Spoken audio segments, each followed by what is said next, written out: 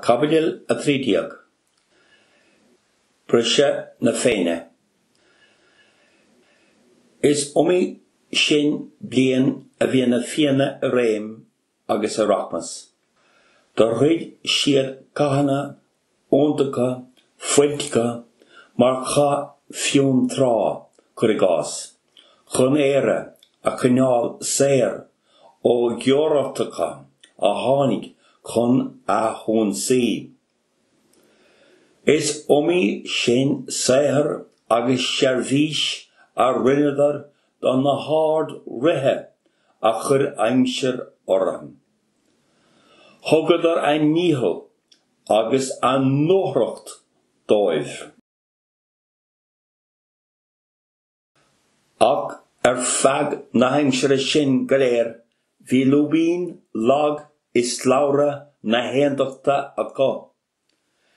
Ní dhearnig fion na cluine mórne, dearúd an asantas a bhí farir idir an nahracha rompa.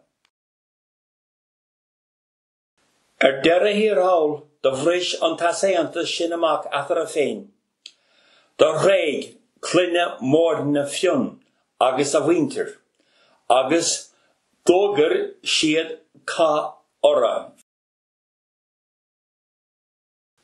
Marvig gaul mac mórne, Carol, mac do Ion sa gashin. Began de gaul a gol a hehe, no a chamad in yegshin. Fiera vifion a dog códían sin hor gaul, go neachig sé istach in nuivwig, agus vi fanúnt an sin, go bhfuil sé bás le iata tart agus le teann ocris. Vi a chéile in éanacht le gaul fegan am sin a bhí sé a hehe ó Ion. Vi fé na filíochtas na maní, agus kom an van vocht dáanta, chun comport, agus chun solás, a hoort don lech ina bhrón, agus ina bora, agus le faid a chorán, agus fortacht a hoort dó.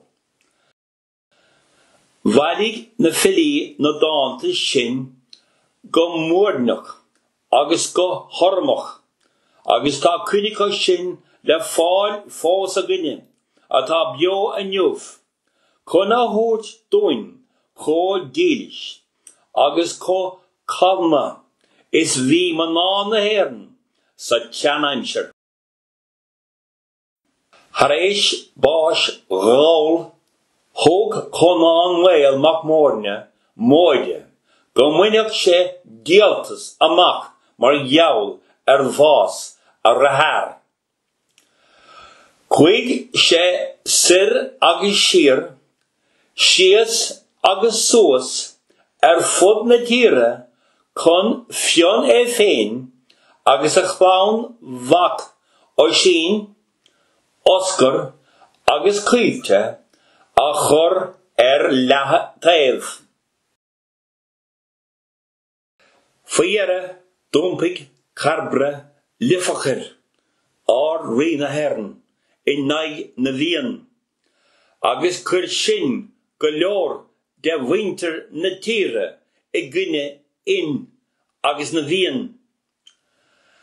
Tháinig slóite ón ard rí agus slóite na bhíon aig a chéile bhacra ón ár ag cá gabhra I gúnda na mé. Níl áramh ná inseacht scéil na gníomhra cá réamacha a rinneag gach taobh sa gach sin. Agus is sin lí agus dán módta a cumag faoi na mór éachtaigh sin. Agus tá go leor denna dánta agus denna líthe sin a gcuin fós, go dtí an lá atá inniu bhain, ins na sean leabhra gaeilge.